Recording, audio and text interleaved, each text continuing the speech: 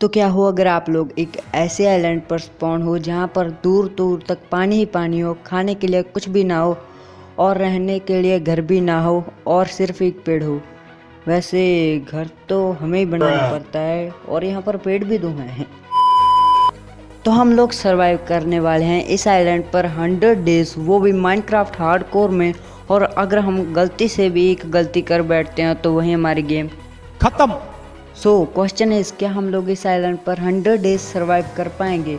जानने के लिए वीडियो को पूरा एंड तक देखना और हमारी इस मेहनत के लिए एक लाइक कर देना, क्योंकि ऐसी वीडियोस बनाने में हमें बहुत ज़्यादा मेहनत लगती है, लेकिन आपके सिर्फ एक लाइक से हमें बहुत ज़्यादा मोटिवेशन मिलता है। तो चलते हैं वीडियो की तरफ। तो सबसे पहले हम लोग वही करेंगे जो माइनक्राफ्ट का हर प्लेयर करता है, पेड़ काटना।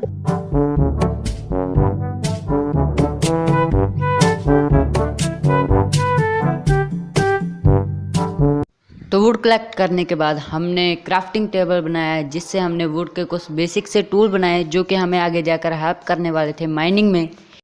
टूल बनाने के बाद हमने पेड़ को छांटा ताकि उससे हमें सैपलिंग मिल सके।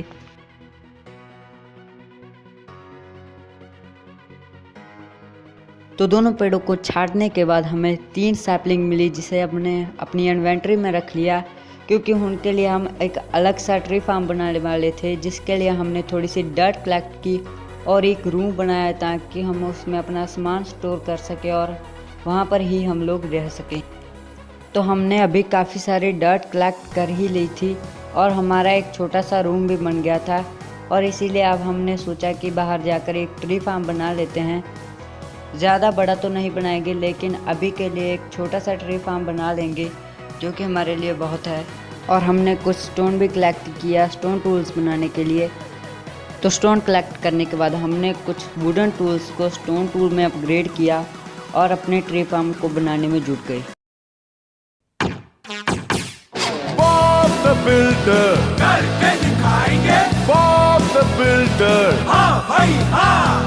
स्कूप मक्कोडीजी रोली के साथ लॉफ्टी और वेंडी ने बढ़ाया हाथ। बॉब और साथी मस्ती में मगन मिलजुल के करते हैं काम खत्म।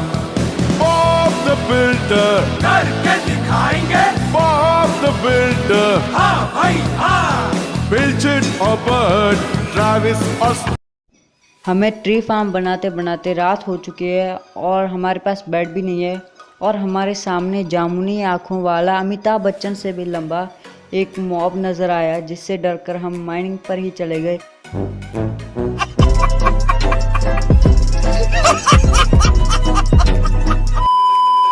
वैसे भी हमारे पास कुछ काम नहीं था, तो हम कुछ रिसोर्स ढूंढते हैं जिससे हम अपना आर्मर वगैरह बना सकें।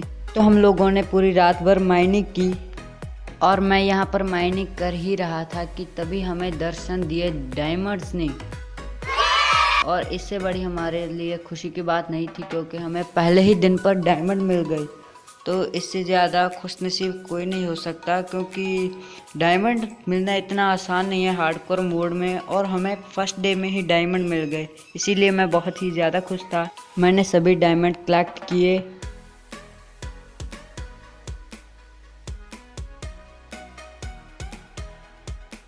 और मुझे 5 डायमंड मिले, जो कि काफ़ी हैं हमारे लिए। डायमंड मिलने के बाद मैं तुरंत ही ऊपर चला गया, क्योंकि मैं नहीं चाहता था कि मैं अपने डायमंड को गवा दूं। ऊपर आने के बाद मैंने अपने एरिया को लाइट अप किया ताकि कोई मॉब यहाँ पर स्पॉन ना हो। और जैसे ही हम लोग ऊपर आए, एक मेहमान अपने हाथ में छड़ी लेकर आया था, तो हमने उसकी अच्छे से खातिरदारी की। और उसकी खातिरदारी करने के बाद हमने कुछ सीड्स कलेक्ट किए ताकि हम लोग अपनी फसल बीज सकें, क्योंकि हमारे पास खाने के लिए कुछ भी नहीं था। उसके बाद हमने स्टोन की एक हो बनाई और यहाँ पर सीड प्लांट कर दिया। और हमारे आइलैंड पर कुछ और मेहमान आ चुके थे, जिनका स्वागत हमने बहुत ही अच्छे तरीके से किया। मॉब्स को मारते वक्त हमें कुछ हड्डियां मिली थी उनकी, जिनसे हमने बोन मील बनाया ताकि हम अपनी फसल को ग्रो कर सके। तो हम जल्दी से गए और हमारा डे 2 भी स्टार्ट हो गया था, और हमने जल्दी से ग्रास उगाई ताकि हम लोग सीड कलेक्ट कर सके। जहाँ से भी हमने अपने प्लांट को ग्रो किया, और सीड के लिए हमने सभी घास को काटना शुरू कर दिया।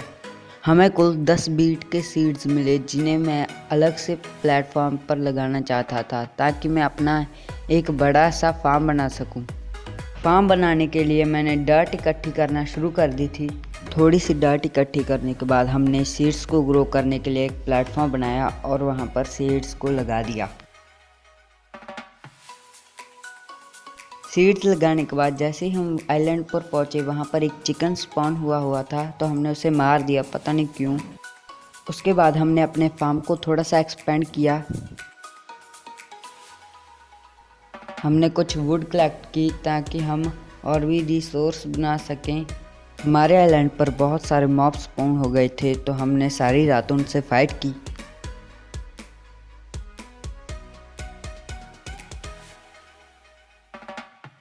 मॉब्स को मारने के बाद हमारा डे 3 स्टार्ट हो गया था। मैंने एक चेस्ट बनाई ताकि मैं अपना कीमती सामान चेस्ट में स्टोर कर सकूं। जब मैं बाहर निकला तो मैंने देखा एक अली बाबा और उसके 2 चोर थे तो मैंने उन्हें मार दिया। उसके बाद मैं ओशन एक्सप्लोर करने के लिए चला गया ताकि हमें कुछ सामान मिल सके। काफ़ी जल्दी हमें एक शिपरैक दिखाई दी जिसे हम लूटने ही वाले थे, पर हमारा खाना भी बहुत कम था, ऊपर से रात होने वाली थी तो हम चुपचाप अपने आइलैंड पर वापस लौट आए। जैसे ही हम लोग घर लौटे मैंने देखा कि बहुत सारे मेहमान हमारा स्वागत करने के लिए फिर से तैयार थे तो हमने उनकी अच्छे से खातिरदारी की हमेशा की तरह। उन्हें मारने के बाद मैंने टॉर्च बनाई और अपने एरिया को लाइट अप किया, पर पता नहीं क्यों मैं वो वीडियो रिकॉर्ड नहीं कर पाया। और यहाँ पर मैंने माइनिंग स्टार्ट कर दी थी और हमने सारी रात सिर्फ माइनिंग ही की। वहाँ पर हमें रेडस्टोन और कोल और गोल्ड मिला और हमें डायमंड भी मिले, लेकिन वो रिकॉर्डिंग पता नहीं कैसे छूट गई हमसे। पता नहीं क्यों मेरे साथ ऐसा होता है। काफ़ी सारी माइनिंग करने के बाद हम लोग वापस आ गए। मैंने अपना सारा सामान चेस्ट में स्टोर किया। उसके बाद मैंने पेड़ काटे, वापस से वहाँ पर सैपलिंग को लगाया।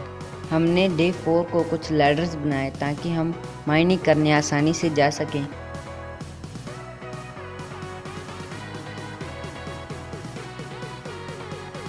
उसके बाद हमने माइन शाफ्ट ढूंढने का भी ट्राई किया लेकिन हमें कुछ भी नहीं मिला।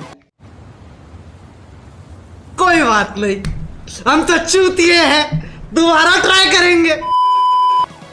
उसके बाद हमने लैडर्स लगाने के काम को कंप्लीट किया ताकि हम आसानी से आ जा सकें। यहाँ पर आयरन को मैंने स्मेल्ट करने के लिए रख दिया और जो हमें मॉब्स को मारकर जाले मिले थे उनसे मैंने एक वूल बना ली और हमें सिर्फ 2 और वूल की ज़रूरत थी जिससे हम लोग अपना बेड बना सकें। उसके बाद मैं शिपरैक लूटने के लिए चला गया। वहाँ से मुझे कुछ गोल्ड्स के नगेट, आयरन के इंगेट और लैपिस लजूली मिला। दूसरी चेस्ट में से हमें एक ट्रेजर मैप और फालतू का सामान मिला।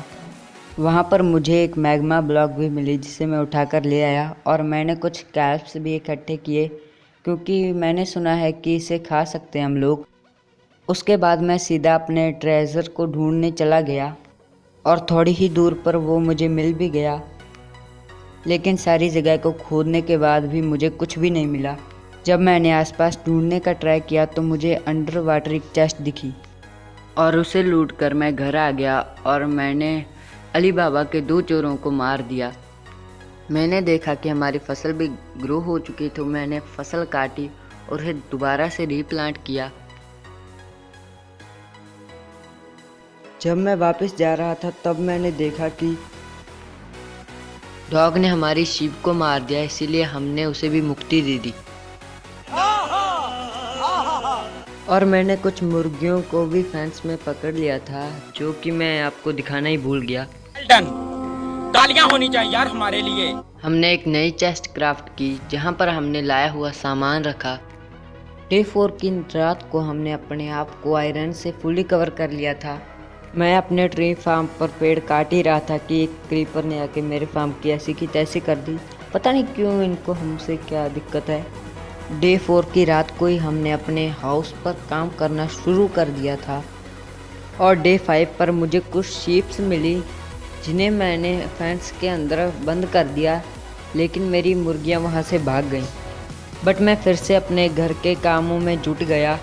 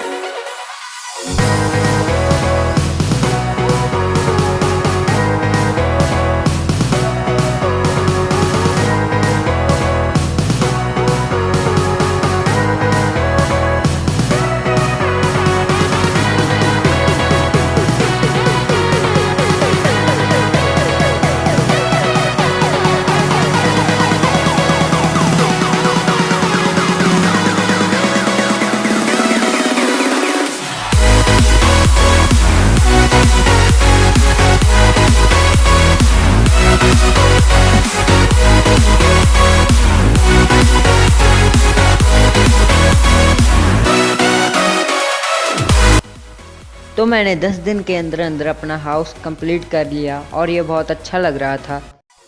तो आज की इस वीडियो के लिए इतना ही। मुझे पता है कि मैंने काफ़ी छोटी बनाई है, लेकिन अगर मैं और ज़्यादा डेज़ की डालता तो वीडियो बहुत ज़्यादा लंबी हो जाती। तो अगले पार्ट में मैं ट्राई करूँगा 30 डेज़ सर्वाइव करने की। सो अगर वीडियो पसंद आए तो वीडियो को लाइक कर देना, चैनल पर नहीं हो तो चैनल को सब्सक्राइब कर देना। मैं मिलता हूँ आपसे अगली वीडियो में, तब तक के लिए बाय।